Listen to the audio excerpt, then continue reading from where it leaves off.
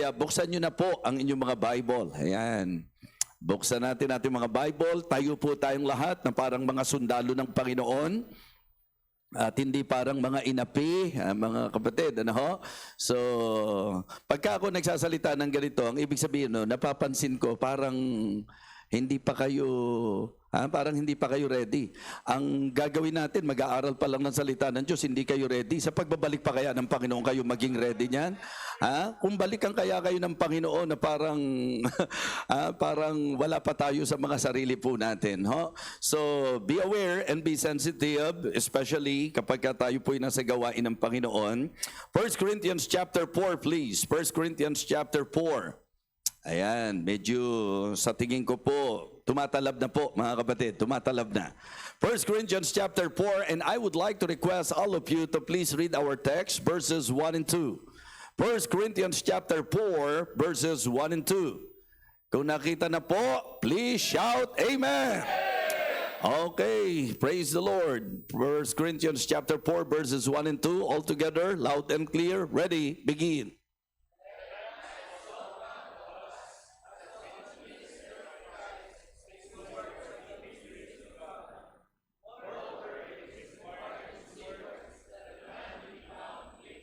Let a man so account of us as of the ministers of Christ and stewards of the mysteries of God.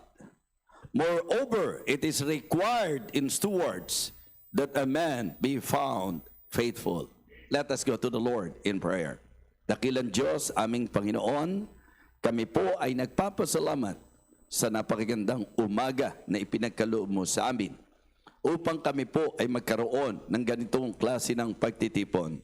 Salamat po sa mga pastors na ibinigay mo sa mga kabataang ito upang magbigay ng panahon na sila po ay aralan at turuan, hamunin sa matapat na paglilingkod sa iyo. I pray, O Father, that this morning may you rebuke all the works of the devil. May we be sensitive to the moving of the Holy Spirit and to be submissive, Heavenly Father, sa kung ano po ang iyong kalooban sa amin. I pray, O God, that you will again use your humble servant to encourage each and every one of us, O God, through thy word. Bless us, O Lord, we pray. For all of these things I ask in Christ's most precious name. Amen. Amen. You may now be seated. Let a man so account of us as of the ministers of Christ. Yung idea po ng ministers dito ay servants of Christ. Ang mga tunay na mananampalataya, ang mga manggagawa ay dapat servants ng ating Panginoon. At meron pong usapin ng pananagutan. So it is good to be reminded this morning that as servants of God, meron tayong accountability. Meron tayong pananagutan. And that is the reason why in verse number 2, ang sinasabi ni Apostle Pablo, moreover, it is required unto stewards that a man be found faithful. So ang topic po natin is about faithfulness. Ang ating pag-uusapan is about service. Furtherance through faithful service. Yan po ang pinakapaksa na ating pong tatalakayin ngayong umagang ito. And I realize na doon sa topic na yan, ito po ay inline doon sa challenge at reminder patungkol sa nalalapit na wakas. Ibig sabihin po, nung nakita ko po yung pinakatema, this is about preparation sa malapit na pagbabalik ng Panginoon. Now, tingnan po natin saglit sa Matthew chapter 24. At iugnay po natin ito. Matthew chapter 24, beginning verse number 42. What's therefore? For you know not what hour your Lord doth come. But notice that if the good man of the house had known in what watch the thief would come, he would have watched and would not have suffered his house to be broken up. Verse number 44. Therefore be ye also ready. For in such an hour as you think not, the Son of Man cometh. Who then is a faithful and wise servant, whom his Lord hath made ruler over his household, to give them meat in due season? Blessed is that servant whom his Lord, when he cometh, shall find so doing. So dito sa ating binasa, sa Matthew chapter 24, binibigyan tayo ng idea na ang kinakailangan maging ready tayo dahil sa isang katotohanan. At ang katotohanan na ito ay ang katotohanang babalik ang ating Panginoon. Amen? Bilang mga Baptist, bilang mga Bible believers, we believe na si Jesus Christ ay babalik muli. Amen? So this is about preparation. Paghahanda ito dahil babalik po ang ating Panginoon. So, itong katotohanan ito, ang rason kung bakit ang ating mga pastor ay very eager na i-encourage kayo na mag-conduct ng ganitong klase ng gathering because we firmly believe that Jesus Christ will surely come again. Babalik po siya. So, this is about His return. And you know what? Ang sabi po ng 2 Corinthians chapter 5. 2 Corinthians chapter 5 and verse number 10. For we must all appear before the judgment seat of Christ, that everyone may receive the thing done in his body according to that he has done, whether it be good or evil or bad. Ang ibig sabihin po, ito namang tinuturo ni Apostol Pablo sa usapang eschatology o future event, meron daw pong magaganap na judgment. Kumbaga, huwag kang mag-settle doon sa idea lang na babalik muli ang Panginoon. Kailangan magkaroon ka rin ng idea na sa pagbabalik ng Panginoon, may mga mangyayari. At ang isa sa magiging kaganapan, ang lahat ng mananampalataya tatayo sa hukuman ng ating Panginoong Jesucristo. Ang tawag natin dito, Bema Judgment. Ang tawag natin dito, Judgment Seat of Christ. Ito yung judgment na hindi kasama ang mga unbelievers. Ito yung judgment na hindi yung pagpunta sa impyerno o sa langit ang usapin. Ito yung judgment na ang magiging sentro yung mga ginawa natin para sa Panginoon. Kaya ang Bema Judgment or ang Judgment Seat of Christ, ito po ay for rewarding. So kaya makikita nyo sa Bible, His sure return. And then, yung rewarding, yung pagbibigay gantimpala. Kaya nga po mga kapatid, mga kabataan, if you can notice na sa church natin, hindi kayo tinuruan lang na umattend. Tinuturuan kayong mag-serve. And it is good to see that in our churches, many young people are very active and very much involved sa ministry. Ang ganda ngayon ng mga gawain natin. Meron tayong mga young people na ginamit ang kanilang husay sa technology.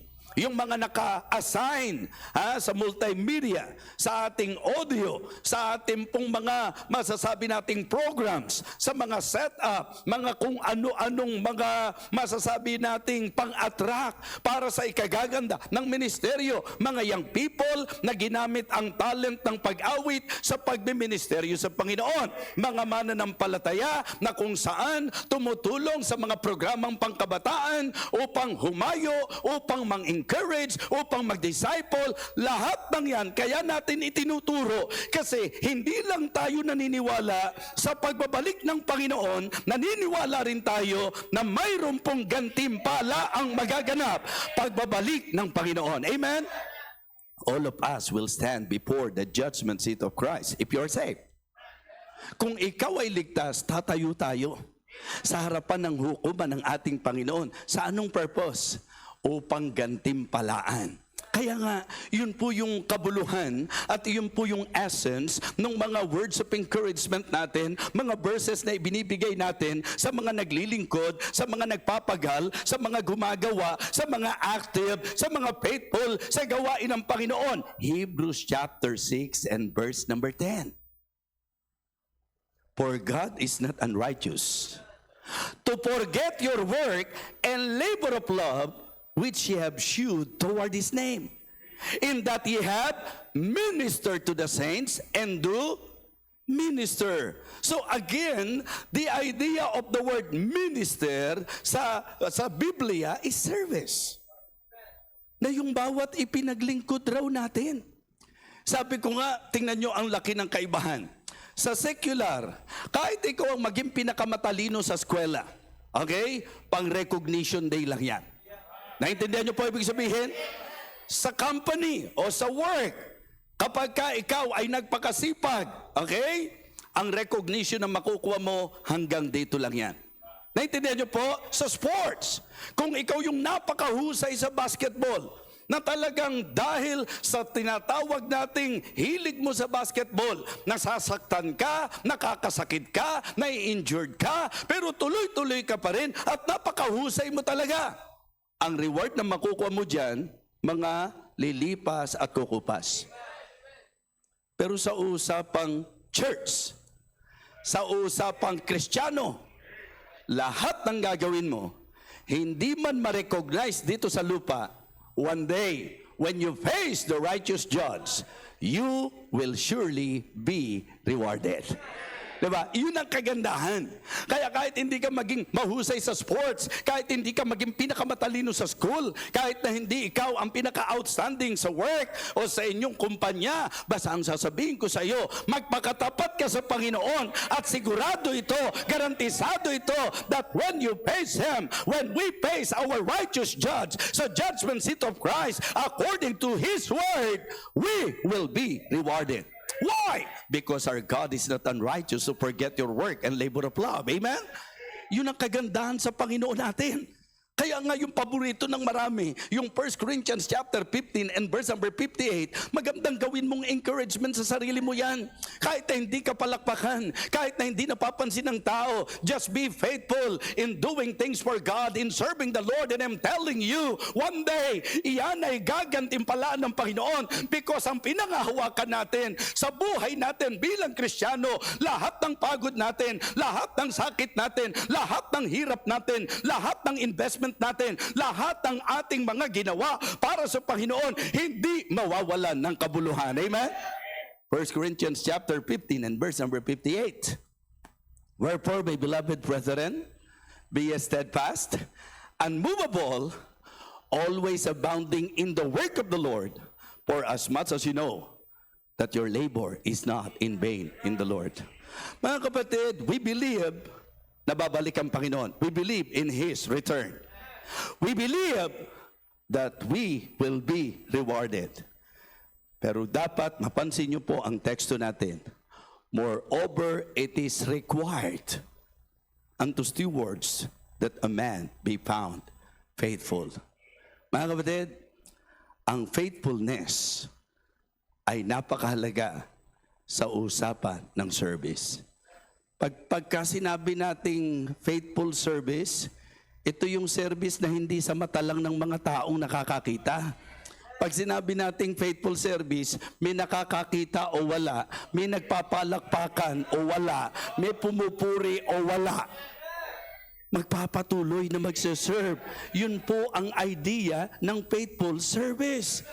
Kasi ang problema minsan, kaya tayo apektado, ang paglilingkod natin sa mata ni pastor.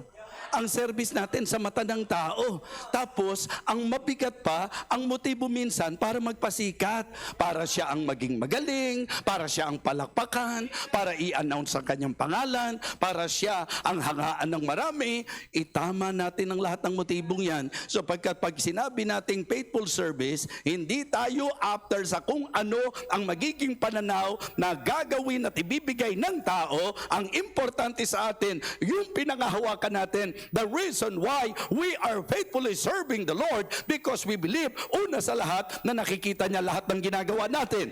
And the good thing about His words, about His promise, that all of our labor will not be in vain.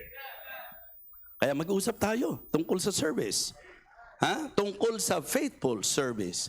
Unang magandang matutunan natin, pag pinag-usapan ng service, ang service po ay utos ng Panginoon. Yes. Service is a command. Inuutusan po tayo na paglingkuran po natin ang Panginoon. Ikalawang magandang makita po natin, sa Bible, ipinapakita that service is a choice. Bagamat ito po'y utos, pero hindi ka pipilitin. Parang sa realidad ng buhay. Hindi naman lahat ng utos sinusunod mo eh. Tama? Nasa sa iyo ang choice kung susunod ka o hindi. But I want all of you to understand clearly that in the Bible, service is God's command and it is your choice if you will obey the command of God na paglingkuran mo siya. Service is a choice. And then, service is a chance. Ang ibig sabihin, opportunity yan. Ang usapan ng paglilingkod ay pagkakataon. Tatandaan nyo po ito. May mga kasaysayan po na may mga tao na nung malakas, walang panahon, nung malakas, hindi naiisip na maglingkod sa Panginoon, nung pong na-stroke, nung pong tumanda, nung pong nagkasakit, at saka niya na-realize na dapat sana naglingkod ako sa Panginoon. Pero ano pa? Ano pang magiging silbi? Kaya nga sa mga kabataan, ang lagi nating pinapaalala, Ecclesiastes chapter 12. Remember now thy Creator in the days of thy youth, while the evil days come not, nor the years draw nigh, when thou shalt say, I have no pleasure in them. Alam nyo, pagka ngayong kabataan ka pa lang, hindi mo na-enjoy ang paglilingkod sa Panginoon, lalong mahirap yan pagka nagkaedad ka na. Kasi pastor, ang katwiran minsan, bata pa ako enjoy ko muna yung kabataan ko, tsaka na lang ako mag-active dyan sa church, at tsaka na lang ako mag-involve. Sayang naman yung kabataan ko. Ang sarap yata na umatin ng party-party. Ang sarap yata na ma-enjoy mo mga bisyo-bisyo dito sa mundo. Ang sarap yata na mga gimmick-gimmick dyan sa labas. Ang sarap yata. Saan ka dadali ng lahat ng yan? Mga kapatid, ang hindi yata, ang sarap-sarap talaga pag sa Diyos ka naglingkod. Amen? Hindi mo sasabihin, ang sarap yatang maglingkod sa Panginoon. No, ang sarap talaga na maglingkod sa Panginoon. Kasi maglingkod ka sa tao, isang kabisala mo lang, tapos na ang lahat. Pero maglingkod ka sa Diyos, kahit ang kaliit-liit ang ginagawa mo, hindi nakatatakas yan sa matalas na paningin ng ating Panginoon. At tiniyak sa atin na lahat ng gagawin mo para sa Kanya, hindi mawawala ng kabuluhan. Yes. Yung iba naman, pagka tumanda na, naku, pabayaan natin sa mga bata yung paglilingkod. Sa edad ba naman natin ito? Walang kalalagyan ang paglilingkod. Sabi ng mga bata, i-enjoy muna natin yung pagkabata natin, yung pagiging kabataan natin, tsaka na tayo maglingkod. Sabi naman ng mga matatanda, naku, yung paglilingkod, ipaubaya na natin sa mga bata yan. Di ba? Kasi may mga edad na tayo Kaya nakakatuwa na makakita sa mga churches na ang kabataan actively naglilingkod sa Panginoon. Kasi ang typical na kabataan ang gusto nila enjoy ang mundo Kaya nakakahanga, nakakasaludo na sa mga churches makakita ng mga kabataan na ang talent sa Diyos ginamit, ang pag-awit sa Diyos ginamit, ang paglilingkod sa Diyos ginamit, ang husay sa Diyos ginamit, ang gandang lalaki. Kung meron lang ha?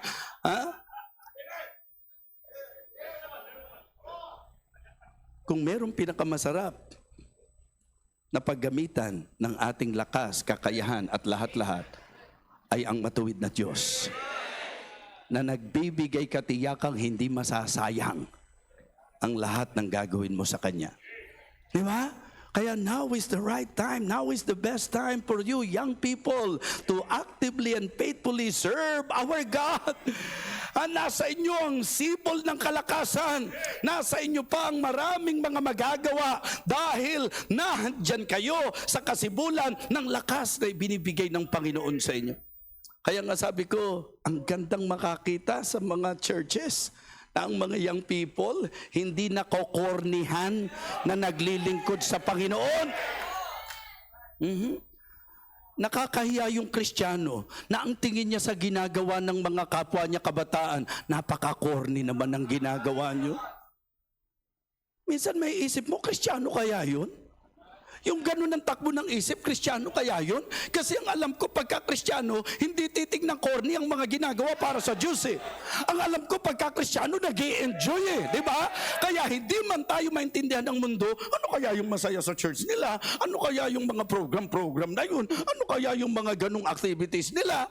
Eh kasi iba ang saya ng mundo eh. Ano magagawa nila? Kristiyano tayo. Eh dahil Kristiyano tayo, ang saya natin yung ginagawa para sa Diyos. Hindi lang kabataan. Hahanga ka rin sa mga katandaan. Sa church namin, meron kaming tinatawag na precious rubies eh. Ang nag-a-average nung age nila, 70. Mga ganyan po. Kami po, ang worship namin nasa third heaven. Anong third heaven? Third floor eh. Wala kaming elevator. Wala po kaming escalator, wala kaming elevator. Ibig sabihin, yung 70 or yung isa 80 years old, umaakyat yan sa third heaven, mga kapatid. Diba? Minsan nga kinakabahan ako, baka magtuloy-tuloy na sa heaven to eh. Bakit? Sa edad nila, yung mga kabataan minsan hingal na hingal pagka umaakyat patungo doon sa church. At ang malungkot pa, yung makakita ng mga kabataan, ano ba naman to? Diba? Ang taas-taas naman. Tapos yung mga adults, ang sasaya na kahit napapagod sila. Mga kapatid, ibang-iba kasi kapag ka ang gagawin mo sa Diyos, may naging halaga sa'yo. And please always put in your mind, serving God is a chance.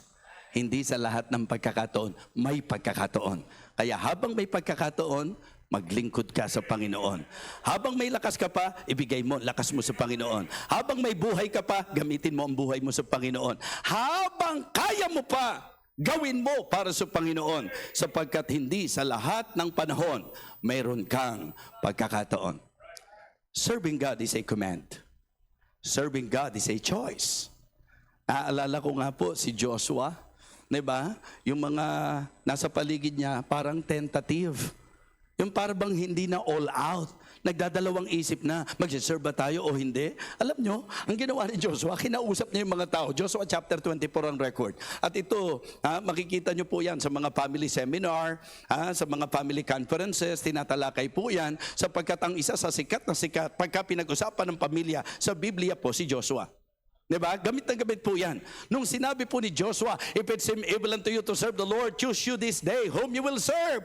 Magpasya kayo, piliin nyo, sino ang paglilingkuran nyo? Tapos ipinakita niya, firmly, ang sabi niya, kung para sa inyo, hindi magandang mag-serve sa Diyos, kung para sa inyo, talagang dalawa ang isip nyo sa pagsaserve nyo sa Panginoon, basta ako at ang pamilya ko, maglilingkod kami sa Panginoon. Amen? Choice kasi yan eh.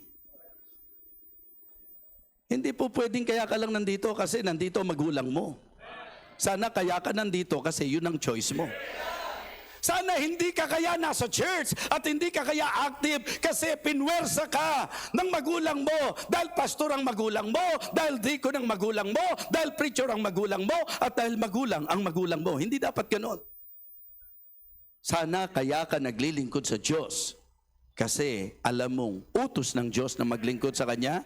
At choice natin na paglingkuran siya at alam nating chance, opportunity ang makapag-serve sa Kanya. Amen? Ngayon, bakit ito merong mga sa kabila ng alam na utos ng Diyos ito? Diba? Na kung tutusin, ang tamang choice ay ang maglingkod tayo sa Kanya. Yun ang pinakamagandang choice eh. Yung paglingkuran mo ang Panginoon eh. Kasi chance na yan, pagkakataon yan. Kumbaga po, yung ginagawa mo ngayon dito sa lupa, may gantimpala yan sa langit. Pero bakit sa kabila ng ganung awareness ng maraming Kristiyano, kahit kabataan, bakit nawawala? Bakit dumarating sa punto na parang, alam niyo po yun, nanlalamig tayo? Kaya nga sa Biblia, sinasabi yan eh, and let us not be weary in well-doing, for in due season we shall reap if we faint not. Because there is that tendency of the believers to, weary. Wag.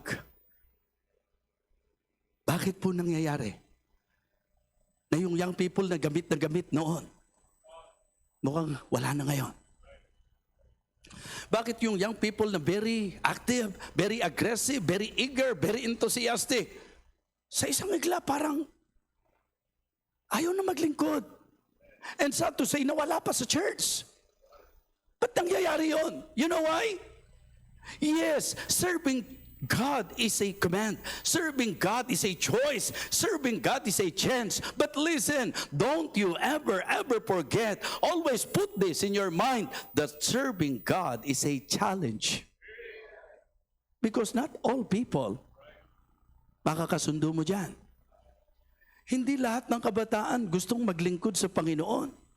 Minsan, yun ang drama natin sa buhay. Pastor, gustong-gusto ko naman po talagang magtapat sa Panginoon eh. Kaya lang, ang dami pong mga hatak sa labas eh. Ang dami pong mga impluensyang hindi maganda eh. Minsan po, yung mga kasama mo pa mandi-discourage sa iyo eh. Aware ka pala, pero ba't mo papayagan? Hindi ba? Kasi may kalaban, may kaaway talaga.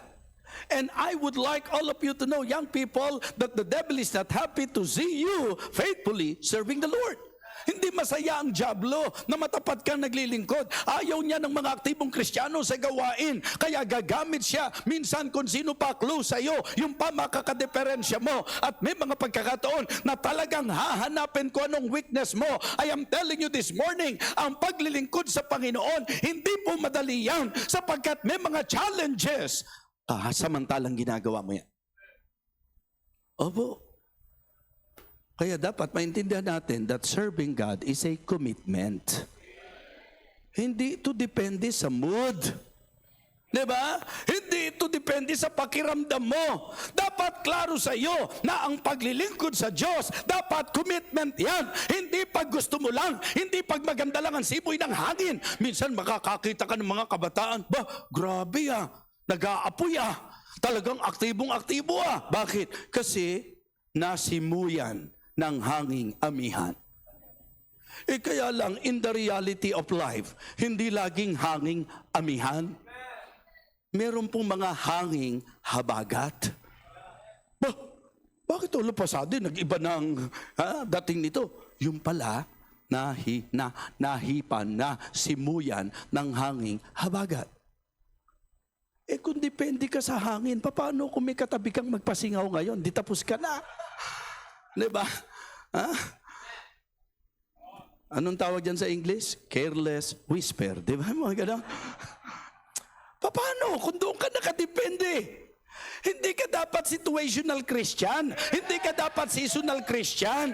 Mga kapatid, ang dapat sa atin, hindi po seasonal, hindi po situational, hindi po secular Christian. Dapat spiritual Christian tayo.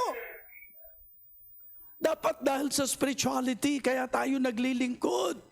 Kaya nga, ang paglilingkod sa Panginoon, commitment yan. Tingnan niyo po ang sabi ni Apostle Paul sa Acts chapter 20 and verse number 19. Acts chapter 20 and verse number 19.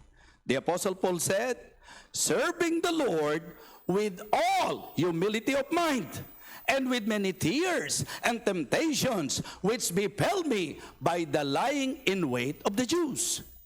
Pansinin niyo yung service niya. Ang sabi, serving the Lord with all humility of mind and with many tears. Ang ibig sabihin, talagang leading to sa idea na pagka magsiserve ka sa Panginoon, may mga pagkakataon na may magpapasama ng loob mo.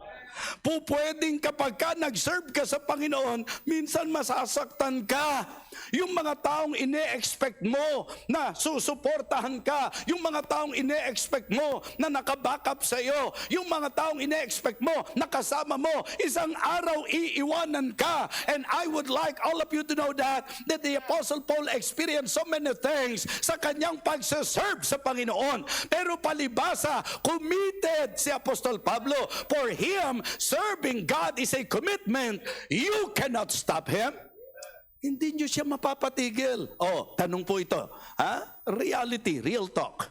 Pagka po minawawala sa church, at pagka kinausap nyo at inalam nyo, ano sasabihin nila? Si ano kasi na-offend ako kasi hindi man lang ako na-recognize ni pastor. Yung iba nga, hindi lang nakamayan nawala na. Anong klaseng paglilingkod yun? Hindi ka lang nakamayan. Sabi ko nga, kung problema mo anak, na hindi ka nakamayan, kaysa maapektuhan ka, lumapit ka kay pastor, sabi mo, pastor, gusto ko po nakakamayan niyo ako. Baka sa tuwa ni pastor, kutsarahin ka pa. Hindi ka lang kamayin, baka kutsarahin ka pa. Tiyakin nyo yung paglilingkod nyo sa Diyos. Paano mo malalaman na talagang tiyak na sa Diyos ang paglilingkod? Kahit anong maranasan mo, hindi ka bibitaw. Kahit anong maranasan mo, hindi ka bibigay. May kaibigan ka na siniraan ka. Merong pagkakataon na hindi napansin ang ginawa mo. Hindi napuri ng tao ang ginawa mo. Hindi na highlight kung ano ang pagmiministeryo mo. Kung ano ang ministry ginagawa mo sa Panginoon. If that is a committed service, mga kapatid, I am very sure na kahit maranasan mo na baliwalain ng tao, palibasa sa Diyos ang commitment mo, hindi ka pa rin titigil. Opo. Di ba? Minsan pag kami kakanta, di ba? Pinintasan yung kanta mo, wag mo silang intindihin. Kasi hindi ka naman sa kanila kumanta. Sa Panginoon ka naman kumanta. Ngayon, kapag ikaw naman yung pagkakumanta, pati ikaw apektado, tigilan mo na. Di ba? Hanapin mo na kung ano yung pwede mong gawin. Kasi mahirap yan, pati ikaw apektado na di ba? Kidding aside, how is our service? Ano po yung natutunan natin? Serving God is a? Lakas niyo po ho. Serving God is a? May karapatan ba ang Diyos na utusan niya tayo? Hello? May karapatan ba ang Diyos? I believe God has all the rights. Nautusan niya ako. Kaya hindi ko mayang sabihin sa inyo na kaya ako ginagawa ang ginagawa ko bilang pagsunod sa utos sa Diyos. Utos ng Diyos sa akin yan. Mga kapatid, ngayon, hindi naman lahat ng inutusan sumusunod. And it is good na pinili mo na sundin ng Diyos. Utos niya na maglingkod ka at heto ka ngayon. Bakit ka nagsaserve? Kasi utos ng Diyos. Yung lambang dahilan, kasi ang choice ko, sundin ko ang utos ng Diyos. Because it is my joy to serve God. So napakaganda ng ganong mentality. Di ba? Sabi ng mga tao sa panahon ni Joshua, kami rin, maglilingkod din kami sa Panginoon. Pero anong sabi ni Joshua? Nay, you cannot serve the Lord. Bakit? Because He is a holy God. Kasi ang Diyos, banal yan. Kasi ang Diyos, sabi niya, He is a jealous God. Anong kinalaman nun? Bakit kailangang i-emphasize ni Joshua na ang Diyos ay holy at ang Diyos ay jealous God? Bakit? At bakit niya sinasabi sa mga tao, nay, you cannot serve the Lord? In spite of the fact that they are expressing their hearts, hey, Joshua, we also want to serve the Lord. But Joshua told them, nay, you cannot serve the Lord. Kasi nga po, may problema sila. Hindi ba ang konteksto, tingnan nyo nga po, Joshua chapter 24 and verse number 15. Joshua chapter 24 and verse number 15. And this time, for emphasis purpose, I want all of you to read loud and clear, loud and clear. Basahin nyo po, Joshua chapter 24, verse number 15. Okay? Kung nakita na, everybody, begin.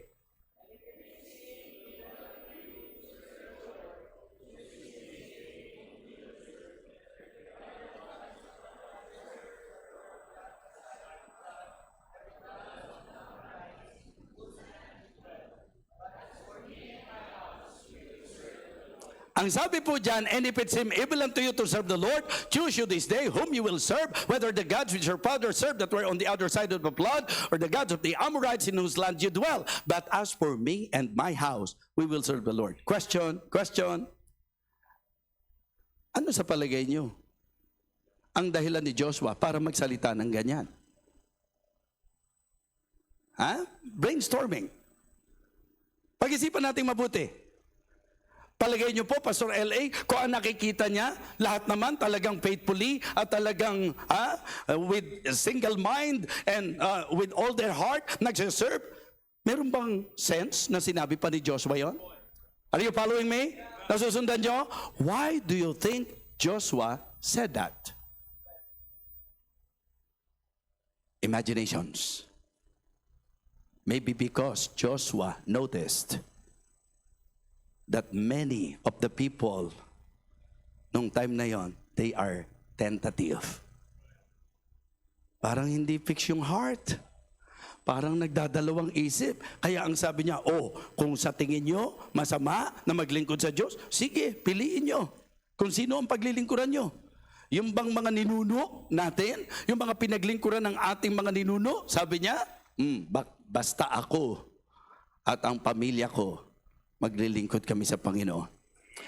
Alam niyo po, kahit hindi family ang gathering natin ngayon, sa usapang mga kabataan, pagka ba ginamit natin ang observation, ang nakikita ba natin ngayon, ang lahat ng kabataan all out sa pag-serve? Marami tayong makikita mga kabataan. Minsan, parang, alam niyo po yun, on and off. Now you see them, now you don't. Yung ba depende sa mood? Maraming mga kabataan din na nakikita natin, hindi all out. Alam niyo po, maganda ring tinitingnan natin at sinusuri natin eh. Kasi sabi ni Joshua, nay, you cannot serve the Lord because He is a holy God. Diba? He is a jealous God. Ang idea, dahil holy God siya, hindi po pwede na nagsiserve ka sa Kanya na bit mo ang kasalanan. Hindi po pwede na nagsiserve ka sa Kanya, meron kang mga ginagawang kabulastugan. Banal na Diyos siya. Hindi mo siya po pwedeng paglingkuran nang meron kang mga nire-regard na kasalanan sa buhay mo, sa puso mo. That is the idea. How about, He is a jealous God. Ayaw din ng Diyos na may kaagaw siya sa buhay mo, sa paglilingkod sa Kanya. Hindi po masama sa Diyos na magkaroon ka ng boyfriend. Hindi masama sa Diyos na magkaroon ka ng girlfriend. Lalo na kung 14 years old ka na.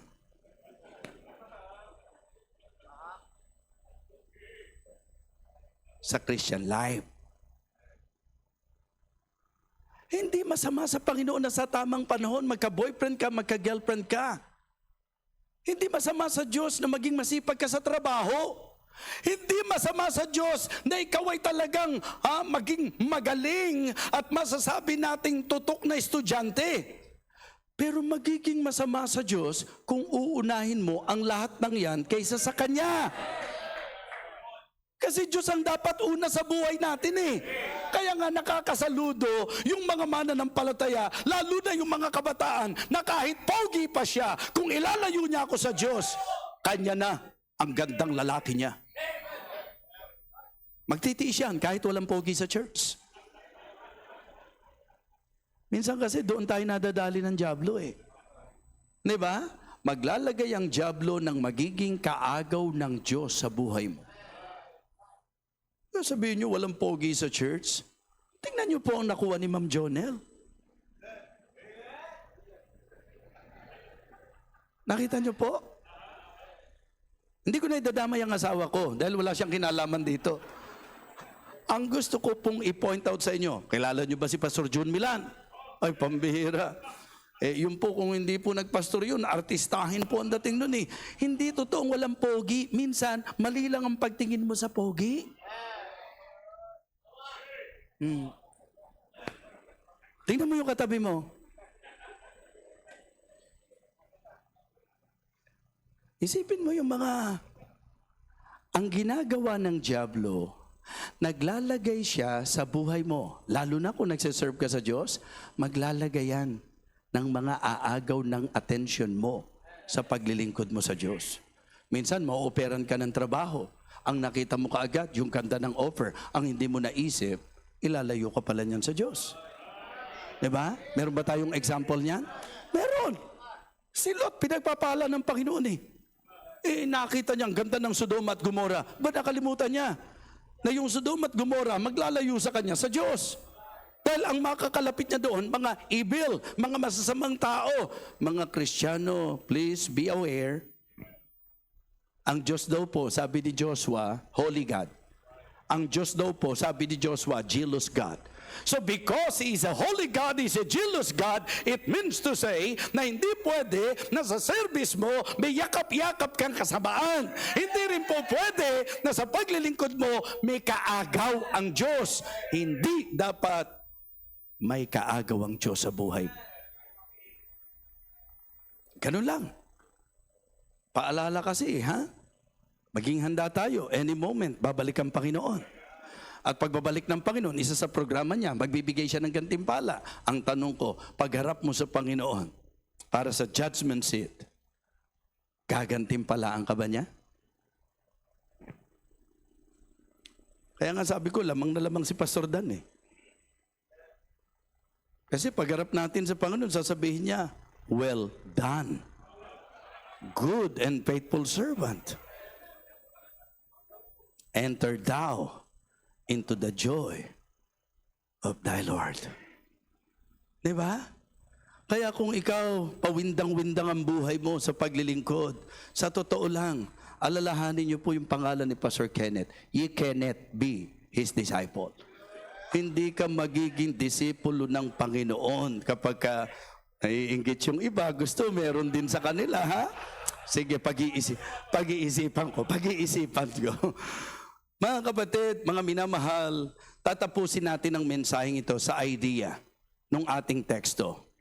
Moreover, it is required unto stewards that a man be found faithful. Pag sinabi nating faithful, ang ibig sabihin niyan, sincere. Ang ibig sabihin niyan, committed, mga kapatid, loyal. Yan ang usapang faithfulness sa Biblia, mga kapatid. Kaya ito ang dapat i-develop natin sa klase ng service natin. Una, it is good na ang service natin heartfelt. Diba? Serving the Lord with all humility of mind and with many tears and temptations which befell me by the lying in wait of the Jews. Sana yung paglilingkod natin mula sa puso at damang-dama. Heartfelt service. Kinakailangan kapag ka po magsaserve tayo, happy, masaya.